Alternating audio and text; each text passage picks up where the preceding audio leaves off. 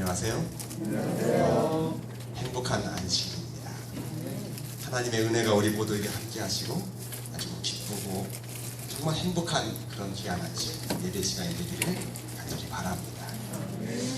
오늘 여기 이 말씀 속에 여호와의 친밀함, 혹시 여러분 여호와의 친밀함을 경험해 보셨나요? 제가 보기에는 여호와께서 나와 함께 하시는 그런 삶을 살 때 아주 하나님과 친해지는 그런 삶을 살게 됩니다. 그래서 여기 시편 25편 14절의 말씀이었어요. 여호와의 친밀함이 경외하는 자에게 있으며 그 언약을 저희에게 보이시리로다. 하나님을 섬기는 자에게 여호와께서 친밀하게 대하신다는 거예요. 아주 친밀하게. 근데 여기 공동번역에 이렇게 말씀했어요. 당신을 경외하는 사람에게는 당신의 생각을 털어놓으시고 당신의 계약을 가르쳐 주시리라. 그러니까 이 하나님과 친하게 지내는 사람은 말이죠, 하나님의 속마음을 알려주신다는 거예요. 얼마나 친하면 그 속에 있는 그 마음의 생각들을 다 이 친구에게 말하는 것처럼 알려주시냐는 거죠. 참, 그래서 여호와의 친밀함이라는 그 말은 너무너무 좋은 말씀. 좋은 말씀. 그래서 이 친밀하다는 것은 지내는 사이가 아주 가깝고 친하다는 그런 국가사전적인 뜻이 있어요. 근데 또 경외한다는 거는, 경외한다는 그 말 속에는 약간의 어떤 친하긴 하지만 약간의 두려움이 있어요. 함부로 막 안 하죠. 예고와 예절을 지키는 그런 사이가 됐죠. 그래서 우리가 정말 친한 사이는 말이죠, 농담도 막 이상한 농담을 안 해요. 그렇죠? 아주 친한 관계는 말도 잘하죠. 서로 예의를 지켜서. 그래서 하나님께 우리가 나갈 때 경외를 하는 그런 이 두려워하는 약간의 어떤 두려운 마음을 가지고 아주 이 행동을 잘하죠. 말도 잘하고. 그래서 그 중에 누가 이렇게 친밀한 사람이었냐면, 하나님과 친밀한 사람, 바로 아브라함이었어요. 그래서 아브라함에게 하나님께서 말씀합니다. 이사야 41장 8절에 나의 종 너 이스라엘아, 내가 택한 야곱아. 그러면서 뭐라냐면 나의 벗 아브라함의 자손아. 그래서 이 딴 사람도 많은데 이 누구를요? 아브라함을 나의 벗이라고 했어요. 나의 벗. 그래서 하나님께서 아브라함을 선택하여서 복의 근원이 될지라 이렇게 말씀하셨죠. 근데 아주 친한 그 증거가 뭐냐면 그거예요. 조카 롯이 사는 소돔과 고모라를 하나님께서 그 죄악 때문에 다 멸망시키고 작정하셨어요. 근데 아브라함이 알려주셨어요? 안 알려주셨어요? 속마음은? 네? 다 알려주셨죠? 그러니까 이 아브라함이 자기 조카가 죽는다는 소식을 들으니까 얼마나 마음이 아파요. 그래서 하나님께 또 물어봅니다. 하나님, 거기 의인들 50명 있으면 멸망시킬 겁니까? 안 시킬 겁니까? 하나님께서 아니라 했어요. 그래서 계속해서 하나님께 자꾸 여쭤보고 해가지고 그 의인들 10명만 있어도, 10명만 있어도, 근데 없었어요. 멸망을 당하는데 결국 이 조카 롯 그 가족들을 다 이끌어내죠. 구원을 받게 하죠. 그래서 하나님의 벗은, 하나님의 벗, 이 아브라함의 아주 특별한 특권을 갖고 있었고 아주 하나님과 너무 친한 그런 사람이에요. 그래서 보면 그 삶의 특징을 보면 아브라함은 조카 롯은 욕심쟁이였나 봐요. 그래서 요단들을 볼 때 아주 물이 흐르고 목초지가 많은 그런 곳을 선택해서 갔어요. 거기가 이제 소돔과 고모라 쪽이었죠. 근데 아브라함은 어떻게 했어요? 그냥 들판 모래도 있고 이렇게 그 안 좋은 곳을 선택했지만 아브라함이 훨씬 더 큰 거부가 됐어요. 왜요? 하나님의 보시기 때문이죠. 그래서 하나님과 친한 삶을 사는 것은 얼마나 좋은 것인가. 아브라함이 고통이 없었나요? 아브라함이 고생을 안 했나요? 성경에 보면 고생했어요. 고생을 했지만 하나님과 함께 했기 때문에 그것이 아무것도 아니고, 아무것도 아니고 큰 고통을 겪기도 했어요. 자기 부인을 뺏길 만한 사건도 있었고 뭐 여러 가지 어떤 그런 일도 있었지만서도 사실은 이 아브라함은 언제나 하나님의 벗이었기 때문에 그런 어려움과 고통들을 다 이길 수가 있었어요. 언제나 좋은 그런 삶을 살게 된 것이죠. 그래서 보시면 예수님과 나 오늘날은 이제 중요한 건 하늘에 가려면 누가 갈 것인가? 하늘에 누가 갈 것이냐? 하늘에 누가 갈까요? 네? 예, 맞아요. 목사님이 대답하셨어요. 하나님과 친한 사람이 가는 거예요. 결과적으로 누가 하겠어요? 하나님하고 친하지 않은데 갈 수 있겠습니까? 가봤자 불행해지는 거예요. 친하지 않는데. 그렇잖아요.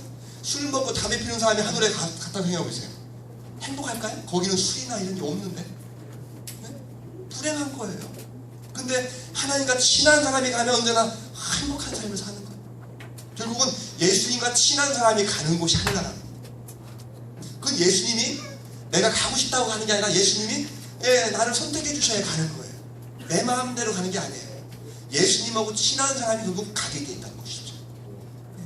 그래서 사람들이요, 예수님이 좋다고 하니까 뭐 베드로도 그렇고 다 그런데 5,000명을 먹이는 사건, 이 보리떡 2개하고 물고기 2마리하고 보리떡 5개 가지고 5,000명이 먹이는 사건이 있죠. 그러니까 그 중에 제자 중에 누가 이런 분을 내가 왕으로 삼으면 내가 정말 큰 권세를 누리겠다 생각해갖고 예수님을 왕으로 삼으려고 했던 사람이 있었죠.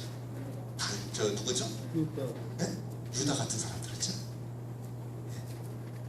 근데 예수님을 그 만날 때 어떤 사람은 유다 같은 마음을 가지고 만나는 사람이 있고, 그렇죠? 어떤 사람은 이렇게 순수한 마음, 요한과 이런 그런 순수한 마음을 가지고 이렇게 만나는 사람이 있고, 그렇죠? 그래서 어쨌든 예수님하고 가장 친한 사람이 결국은 하늘에 가는 것입니다. 예수님하고 친한 사람. 그래서 산상보훈을 통해서 이렇게 아이들과 병든 자와 친구가 되시고 그렇게 하셨는데, 어쨌든 우리의 운명은 예수님과 친한 사람이 돼야 가장 큰 복을 받게 되고 하늘에 간다는 것입니다. 그래서 그렇게 말씀했죠. 요한복음 17장 3절에 영생은 곧 유일하신 참 하나님과 그가 보내신 자 예수를 아는 것이다. 그렇게 말씀했어요. 예수님을 아는 사람이 결국은 하늘에 간다, 구원을 받는다 라고 했어요. 그래서 화인 부인의 이 주석에 보면 그렇게 말씀했어요. 예수님을 안다는 것은 그 말씀을 실천하는 것이다. 사실 이게 쉬운 게 아니에요. 예수님 말씀을 실천하는 게요, 이게 보통 일이 아닙니다. 그러면서도 이렇게 또 말씀했어요. 그리스도를 구주로 안다는 것은 영적 지식으로 활력을 얻어서 그의 말씀을 실천하는 것이다. 다른 모든 것은 이것이 없이는 아무 가치가 없다. 그래서 예수님하고 친해지려면 참 이게 중요한 건데, 예수님을 안다는 거. 우리가 지식적으로 다 압니다. 예수님 모르는 사람이 있어요? 예수님 다 압니다. 근데 실제 예수님을 아냐 이거예요. 예수님을 얼마큼 아느냐. 그걸 안다는 것은 저는 그렇게 생각을 합니다. 우리가 지식이 2가지가 있어요. 하나는 머리 지식, 하나는 몸 지식이 있습니다.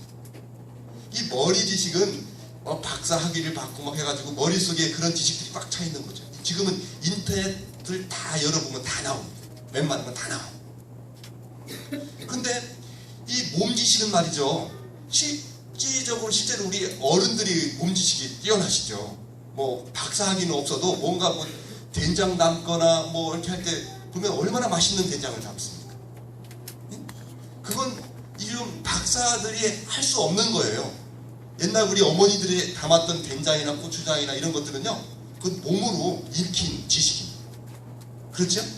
그건 어느 누구도 흉내를 못 내요. 요즘 젊은 사람이 흉내를 못 내는 지식이에요. 그러니까 그 몸 지식이라는 게 얼마나 중요한지 그걸 몸으로 직접 체험적으로 얻는 그 지식이죠. 예수님 만나는 것도 그렇습니다. 그래서 그러니까 그런 지식을 갖는 것이 가장 중요한 지식이라는 것이죠. 그래서 예수님이 어떤 삶을 사셨냐면 이렇게 사셨어요.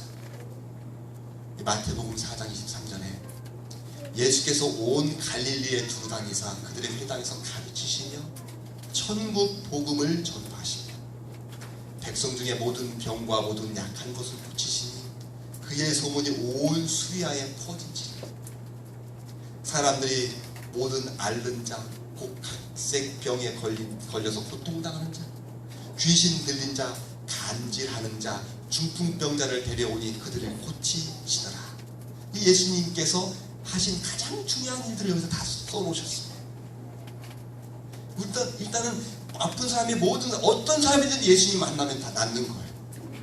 어떤 사람이든지, 각종 암에 걸린 사람, 심지어는 죽은 사람도 살 수 있어요. 왜요? 이 나인성 그 야이로의 딸, 뭐 모든 그 죽은 사람들, 예수님 결국은 그 나사로까지 죽었다가 살았어요. 예수님을 만나면 사는 것이, 죽은 사람도 살릴 수 있는 그 예수님, 얼마나 좋은 분이세요. 근데 그분께서 일단 오면 그 동네는 다 취향을 받았어요. 다 나았어요. 어떤 사람이든지 다 나았어요. 근데 몸에 있는 그 질병이 낫는 것뿐만 아니고 뭐예요? 마음의 고통도 다 취향을 받았어요. 예수님과 한번 대화가 나오면, 예수님과 함께 얘기만 나누면 그냥 그 마음이 기쁨이 넘치는 거예요. 고민들, 스트레스 모든 것 다 해결되는 것이에요. 그래서 예수님은 그래서 그렇게 했어요. 저희 회당에서 가르치는 것도 다 하셨어요. 예수님은 정말 선생 중에 선생, 으뜸이셨어요. 모든 지식을 다 가르칠 수 있는 분이셨어요. 그리고는 우리에게 말씀하기를, 가서 주라 했어. 주라. 내 손을 펴서 그 요구하는 실컷을 넉넉히 구워주라. 주라 그랬어. 주라. 그리고 그리하면 너에게 줄 것이니, 누가복음 6장 38절에 말씀하죠. 그리고 뭐라 하냐면, 그 주고 나서 그냥 끝나는 게 아니라 후이 되어 누르고 흔들어서 넘치도록 너희에게 다시 안겨주리라라고 말씀하셨어요. 걱정하지 말고 주라 그랬어요. 보니까 예수님께서는 보니까 다니시면서 그런 병자를 낫게 하시고 나눠주시고 또 이렇게 가르쳐주시고 마음이 복잡하고 막 슬픈 사람들을 다 위로해 주시고, 그게 바로 예수님이 하신 일이었어요. 그게 예수님의 일이에요. 너 나 믿으면 부자 되게 해줄게. 너 나 믿으면 중통병 낫게 해줄게. 오늘 같으면 전화가 와 그랬을 것 같아. 그럼 부자가 될 거니까. 나 믿으면 내가 이렇게 낫게 해줄게. 그럴 것 같은데 예수님은 그런 말씀을 한 번도 하신 적이 없어요. 그냥 아이고 너무 이렇게 막 절고 이렇게 아픈 사람 보면 너무 예수님 마음이 뭐냐면 치근한 마음, 불쌍히 여기는 마음이 생겨가지고 민망히 여기셨어요. 민망히 여기셔가지고 얼른 가서 그 사람을 치료해 주시고 만져주시고 그랬다. 그게 예수님의 마음이에요. 그게 예수님이 사셨던 그 모습이에요. 그래서 우리에게 그와 같이 하라고 말씀하고, 그와 같이 하는. 그래서 이제 저는 제가 어제도 말씀드린 것처럼 여기 판정리에서 만 6년, 성안에서 만 2년을 제가 했었어요. 그래서 제가 고향에 온 느낌이에요, 사실. 편하죠. 그래서 이제 이 성안에서 뭐 결과적으로 모든 게 잘 된 건 아니지만, 제가 지역 아동센터를 만들었어요. 근데 제가 올 때, 제가 이제 부임하기 전에 손종천 나라님이 저한테 말씀했어요. 우리 교회 말이죠. 필요한 게 있는데 목사님이 꼭 오셔서 해야 될 것 같습니다. 이렇게 했는데, 그게 뭡니까? 그랬더니 이 건물을 줬는데 이 건물을 활용을 해야 된다는 거예요. 그럼 아동센터를 좀 오픈을 해서 운영을 했으면 좋겠다고 그렇게 말씀하셨어요.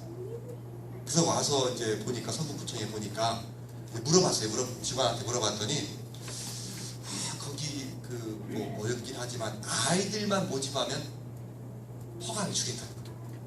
네. 그래서 알아봤더니 아이들은 있어요. 그런데 교회에서 150m 앞에 뭐가 있어요? 아동센터가 있어요. 그 다음에 성안시 그 1.5km 반경 안에 이미 아동센터가 몇 개, 6개가 있어요. 불가능하죠.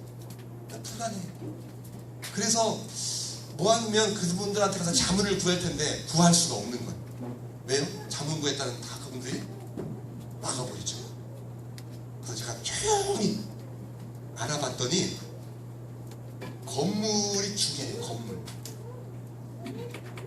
교회하고 같은 문을 드나들면 안 되게 됩니다. 따로 문이 있어요. 떨어지면 더 좋고요. 층이 다르면 더 좋고요. 그런데 이 교회가 지금 다 뭐예요? 종교시설이잖아요. 그래서 거기는 이 그린 일종시설로 완전히 바꿔야 돼요. 그거 바꾸려고 보니까 이제 설계도랑 다 떼서 이렇게 보니까 결정적으로 안 되는 결정사항이 있어요. 그게 뭐냐면 교회는 잘 졌는데 불법 건축물이 있어요. 새 건물에. 그래서 그 구청직원이 실사를 나와서 보면 불법 건축물이 있으면 절대로 허가가 안 돼요.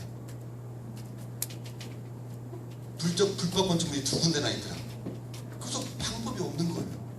제 힘으로는 안 돼요. 그래서 제가 건축을 하는 친구가 서울에 있는데 물어봤어요. 그런 자문을 구했더니 좋은 방법이 있대. 자기가 소개하는 사람한테 의뢰를 한번 해보라고. 그래서 제가 이제 소개를 받았어요. 그랬더니 그분도 교회 장로님인데 그분이 사정 얘기를 했더니 그럼 제가 한번 노력을 해보겠습니다 하더니 이렇게 서구구청을 20번 내려왔어요. 서울에서 20번 내려갖고 어떻게 하든지 하여튼 이게 뭐 사실 좋은 종이는 아니지만 어쨌든 이분이 밥을 먹고 그분들하고 이제 해가지고 구청장 정결로, 구청장 정결이면 실사가 안 와요. 나오면 발각되거든요. 그게 불법이. 그 직원들이 나오질 않고 그냥 서류로만 2달 만에 했어요. 2달 만. 그래가지고 이 아동센터를 열게 됐어요. 그런데 마침 그때 법이 바뀌었는데 제가 6월 초에 이렇게 오픈하게 됐는데 7월에 오픈하게 됐는데 8월 1일부터는 센터장이 경력 3년이 돼요. 경력이 3년인데 그렇지 않으면 센터장을 구할 수 없어요. 센터장을 최소한 구하려면 적어도 100몇십만 원을 줘야 되거든요. 최소한. 근데 교회 형편이 줄만한 여건이 안 되죠. 그래서 처음에 박은하 집사님이 들고 와서 이제 했는데 이제 봉사를 한 거죠. 고생을 많이 했어요. 진짜 너무너무 고맙죠. 제 입장에서. 근데 저는 이제 그 길을 이제 보건복지부를 했으니까 길을 아니까 연합회 가서 얼른 가서 뛰어왔어요. 제가 그냥 우편으로 달라고 안 하고 이 수의실에 맡겨놓아서 저녁에 올라가서 데리고 갖고 왔어요. 그래서 얼른 냈어요.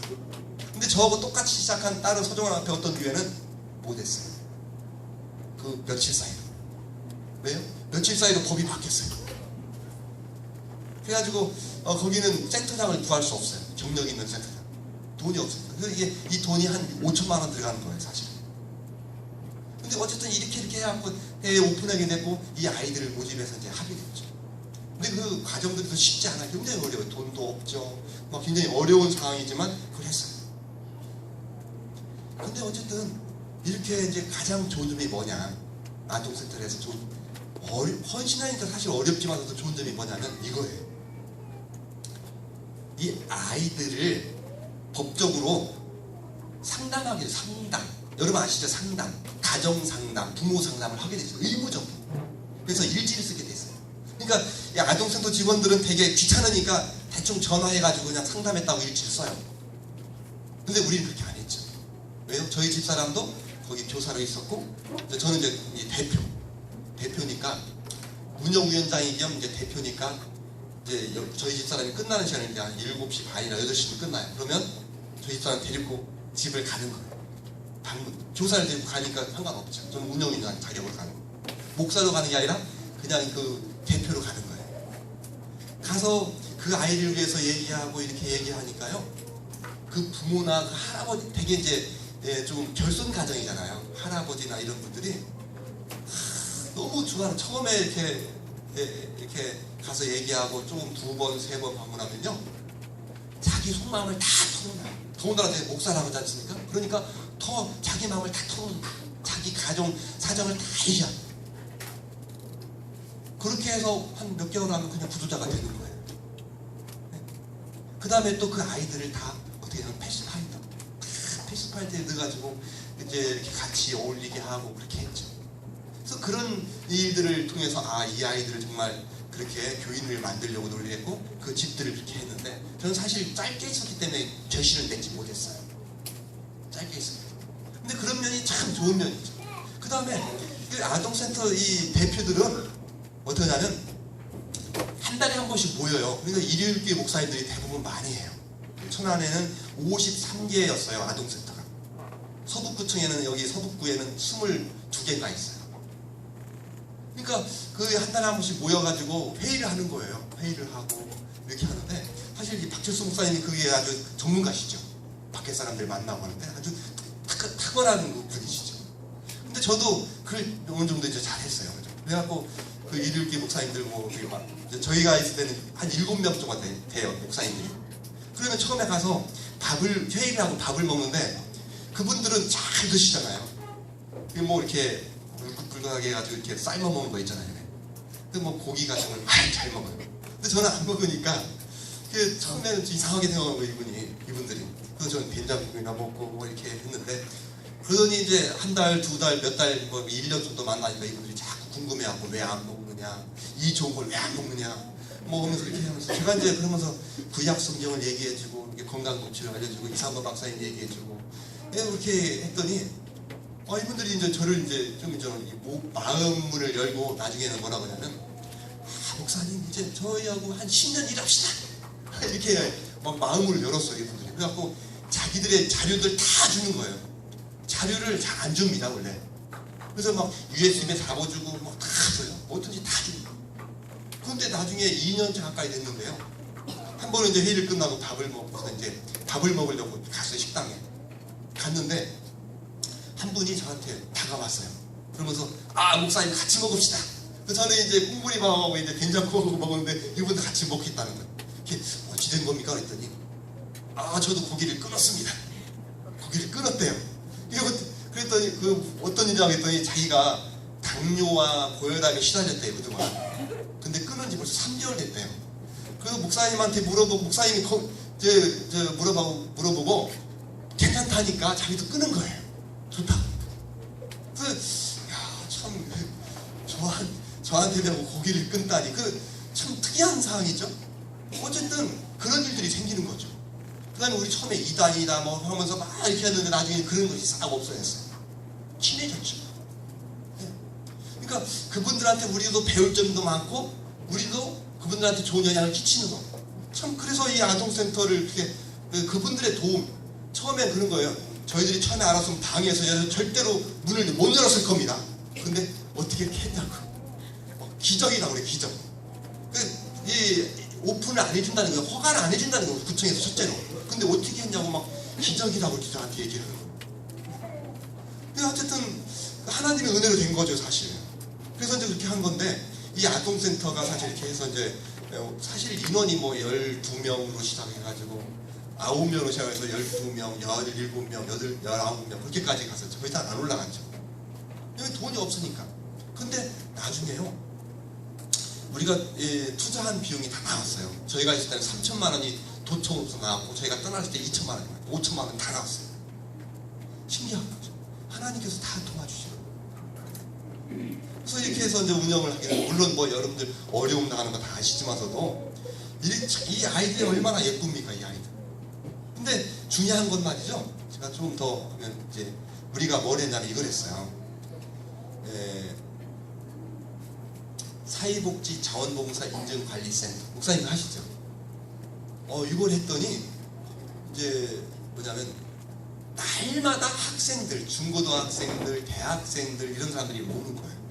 와가지고 봉사할 거 없습니까? 왜냐면 점수 때문에. 그러니까 교회가 하루도 조용할 날이 없어요.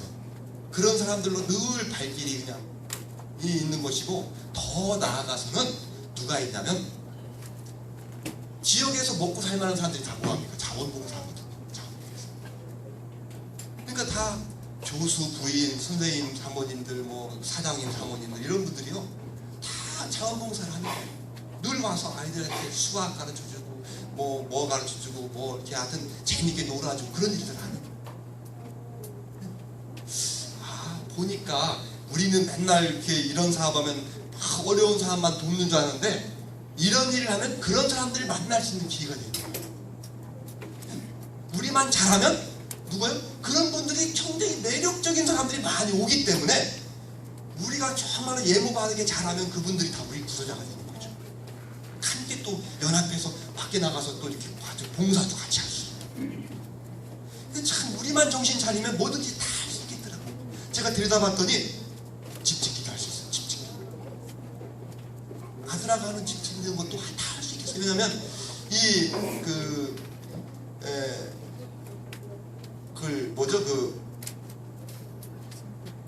무슨 고유번호증 있잖아요. 고유번호증. 이게 센터의 고유번호증은 복지관하고 똑같은 그런 기능을 갖고 있어요. 복지관. 동대문 복지관이나 이 아동센터 센터장의 센터의 그 고유번호증이나 똑같아요. 그거 가지면 후원금을 얼마든지 받을 수 있고 뭐든지 다 영수증 처리해 줄 수 있어요. 그러니까 삼성으로부터 이 특이한 건 삼성이 우리한테 버스를 보냈어요. 아이들 한 달에 한 번씩은 40인승 그 44인 그 버스 안에 우리 애들이 9명을 데리고 뭐 스케이트장 하는 저기 용인 에버랜드 그 자기들이 몇 명이 와요. 과장급들이 몇 명이 와고 아이들 우리는 선생 한 명만 따라가고 그 다 애들하고 같이 놀아주고 막 그런 일을 하는 거예요. 왜냐면 사회에 공헌한다. 그러니까 우리가 그런 것이요 너무 많은데 할 줄 모르는 거예요. 할 줄. 너무너무 많아. 돈도 막 얼마든지 끌어올 수 있고 정말 그 루트를 알고 그렇게 정말 정직하게 잘만 하면 그게 가능한 일이에요. 이게 엄청난 매력적인 일이에요. 근데 그걸 할 줄을 몰라서 잘못하면 욕심을 내가지고 엉뚱한 데 써버려. 그러면 문제가 생기죠. 이게 참 조심할 게 왜냐면 정직해야 된다. 정직하고 성실해야 된다. 가장 중요한 것이다. 그걸 벗어나면 결국은 어려움을 겪습니다. 굉장히 큰 어려움을 겪어요. 문단해야 된다. 근데 거기서 교회가 잘못하면 욕심을 내가지고 이건 교회에서 써야 된다 이렇게 해버리면 안 되는 거예요. 분리를 해야 돼요. 근데 중요한 건 뭐냐면 그렇게 하면 교회가 큰 독을 보는 거예요. 정직하게 쓰면 교회가 독을 보는 거예요. 옆에 교회가. 그 다음에 그 직원들이 정말 예수님의 그 정신을 가지고 그렇게 하면 큰 독을 보게 돼 있어요. 그래서 이제 그렇게 아주 했는데 집도 다 질 수 있고 할 수 있는 그런 길이 다 보이는 거예요. 자원봉사라는 게 참 중요한 건데 다시니까 뭐 설명을 안 하겠습니다. 근데 어쨌든 이 자원봉사라는 것이 어떻게 보면 뭐 시간을 이렇게 세이브해 주잖아요. 통장에 넣어 주잖아요. 근데 그 특권들이 많아요.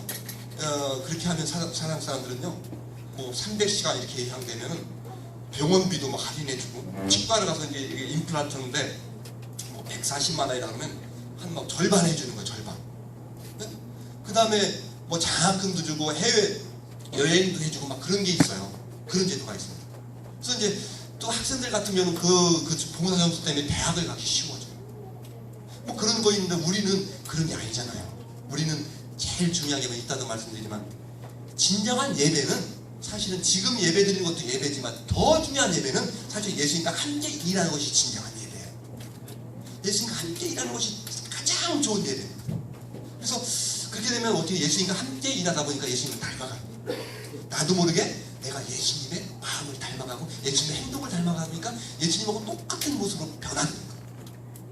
그거 없이 우리가 하늘에 갈 수 없습니다. 저절로 되는 게 아니에요. 이게요. 그러니까 몸으로 겪는 그 지식으로 인해서 예수님을 더 깊게 알게 되는 것이죠. 그래서 예수님도 그랬잖아요. 신의 성품에 참여하는 자가 어떤 사람이냐면 여기 잠언 19장 17절에 가난한 자를 불쌍히 여기는 것은 여호와께 꾸이는 것이니 그 선행을 갚아주시라. 그렇게 말씀하셨고 누가복음 14장 14절에 그러면 의인들의 부활 시에 갚을 수 없는 사람들을 초대한 대가로 하나님께서 너에게 보상해 주실 것이다. 그랬어요. 그게 보상이 뭐예요? 부활의 소망이거든. 부활의 거거든. 그러니까 예수님의 마음을 가지고 예수님의 마음이 제일 중요한 거예요. 예수님의 마음을 내 안에 채우라는 거예요. 채워하는 거예요. 그게 몸으로 겪는 지식이에요. 몸으로 겪는 예수님을 아는 거예요. 그렇게 하니까 결국은 예수님이 우리를 데려가시는 거예요. 우리를 데려가시는 거예요. 그게 가장 큰 상입니다. 이 세상에서 뭐 상 받고 또 뭐 여행 가는데 도움을 받고 그것도 물론 기쁘고 좋은 일이지만 가장 큰 상은 바로 예수님하고 함께 가신다는 거예요. 가장 큰 상. 그래서 자원봉사는 그만큼 중요한 것입니다. 참 중요한 거예요. 그래서 여기 이렇게 말씀하죠. 너희는 세상의 빛이다. 실천은 설교만 하는 것보다 훨씬 더 효과적이다. 실물교훈의 말씀이죠. 그리스도께서 우리 안에 거하시게 되면 우리의 마음은 거룩한 동정심으로 충만하게 될 것이다. 거룩한 동정심. 예수님이 언제나 동정심으로 참 자비로운 하나님, 자비로운 주 하나님 그렇게 찬양도 부르지 않습니까?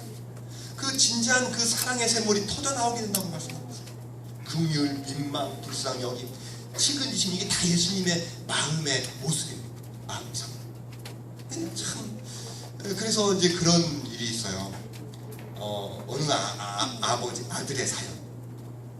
한 번은 어떤 그 집사님이 저한테 왔어요.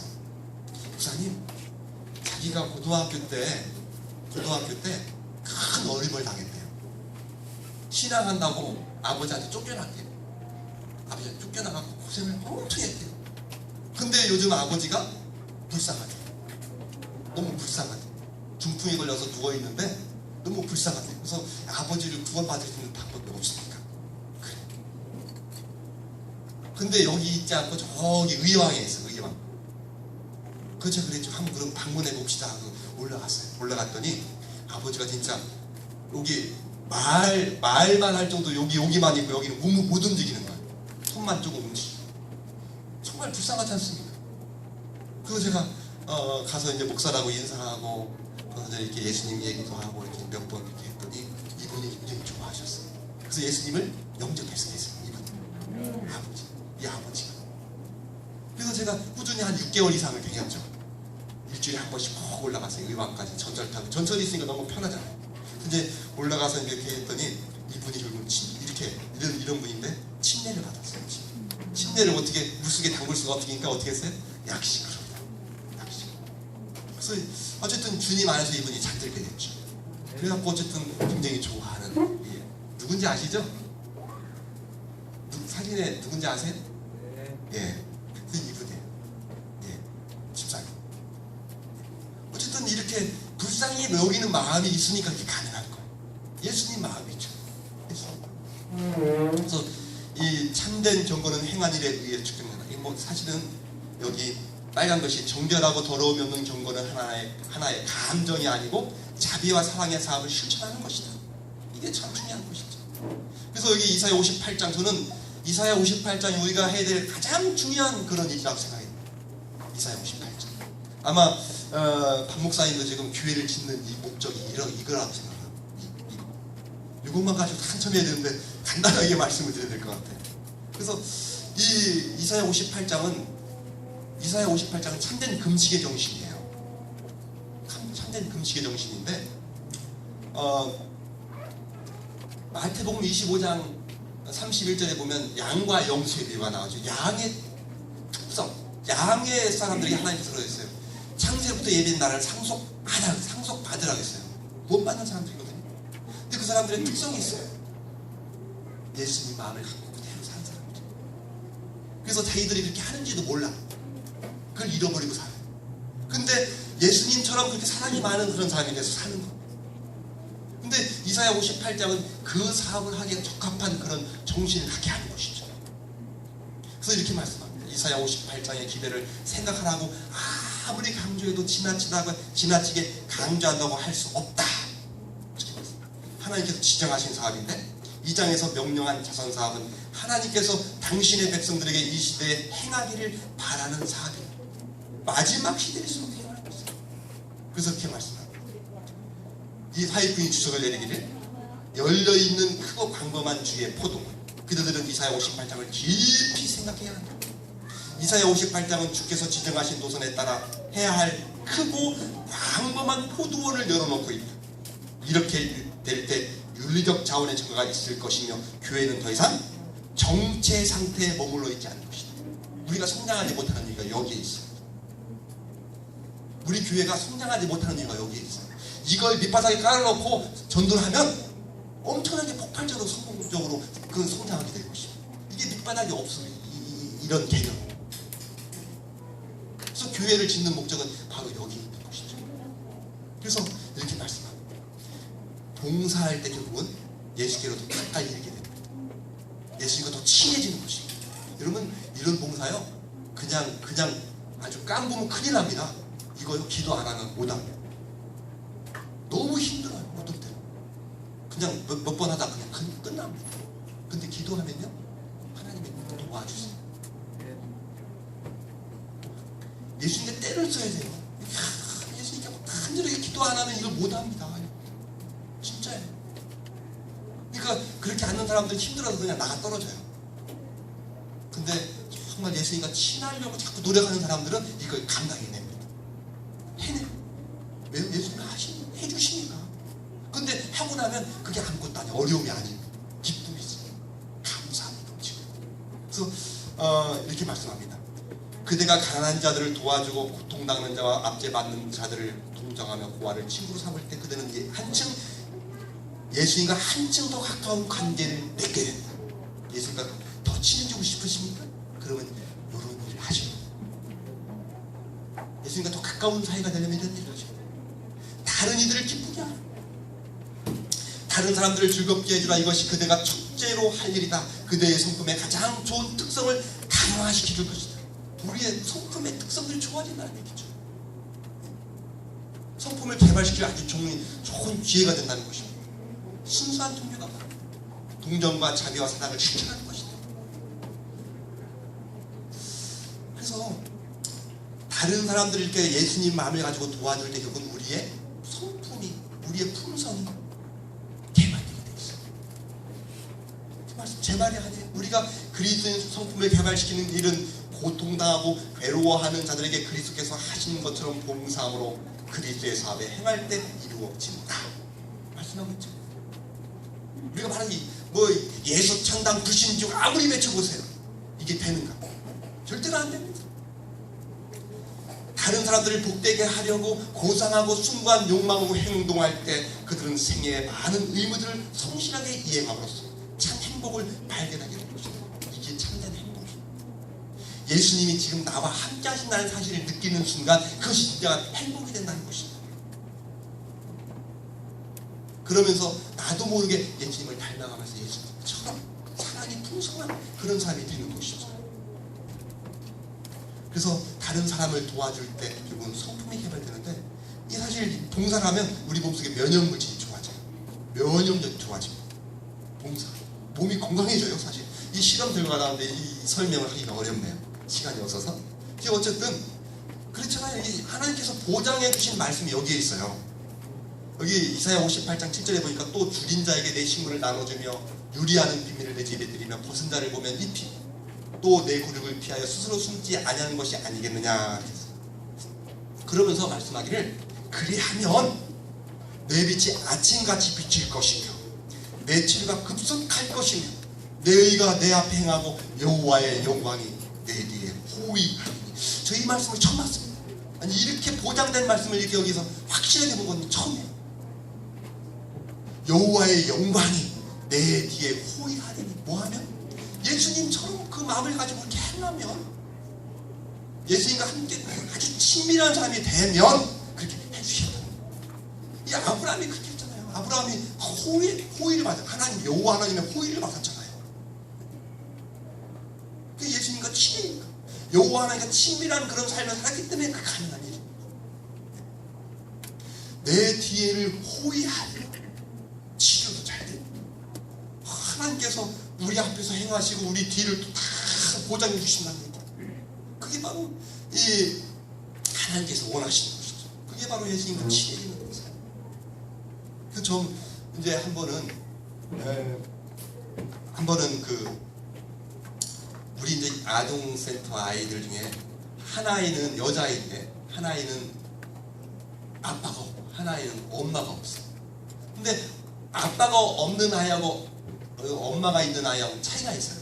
엄마가 있는 아이는 늘어내라 깨끗해. 근데 엄마가 없는 아이, 아빠하고 사는 아이는 언제나 냄새가 나. 그러니까 이 아이들이 싫어해요. 그러니까 이 아이가 성격이 아주 까칠해져가지고 흰둥이를 나고 늘 싸우는 거야. 아이가. 맨날 싸워요. 네. 그래서 이제 저희 집사람하고 이제 저희 집사람이 그랬어요. 이 아이들을 금요일 날 우리 집에 재웁시다. 왜 목적이냐면 목욕시키는 거죠. 금요일 날 목욕시켰어요. 같이 잤어요. 같이 자고. 그래서 이제 이 아이가 목욕을 하고 깨끗하게 하니까 우리 집에서 또 이제 우리가 또 이제 좀 목회자 가정이니까 또 사랑이 있잖아요. 그러니까 그런 게 있으니까 애가 좋아하는 거예요, 아이들이. 그래서 거의 1년 가까이 이렇게 했더니 아이들이 완전히 변했어. 그리고 막 정말 천진난만한 그 아이로 그 친구 관계도 좋아지고 이게 애들하고 절대로 잘 못 지냈는데 친구들이 막 이제 같이 막 이렇게 어울리고 하는 거예요. 자신감이. 그 우리 집사람 보고 사모님의 엄마 했으면 좋겠다. 엄마라고 하면 돼. 엄마라고 해라. 그래가지고 이제 이렇게 했어요. 했더니 아이들이 완전히 변했어요. 완전. 그러니까 사랑을 먹고 사니까 아이들이 변해. 그래서 사실 그렇게 그러면서 우리도 결국은 잘 잘 됐지 않습니까? 우리 아이들한테 너무 잘 된 거예요. 서울에 갈게. 정말 보면 하나님께서 함께하신다는 사실이죠. 하나님께서. 그래서 우리는 여호와의 영광이 내 뒤에 호위하리니, 이런 삶을 살려면 어떻게? 정말 중요한 것은 여호와 하나님과 친밀한 삶을 사는 것입니다. 친밀한 삶.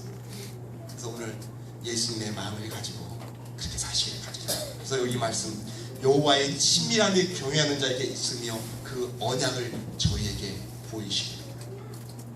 당신을 경외하는 사람에게는 당신의 생각을 털어놓으시고, 당신의 생각을 털어놓으시고, 얼마나 친한 관계일까요?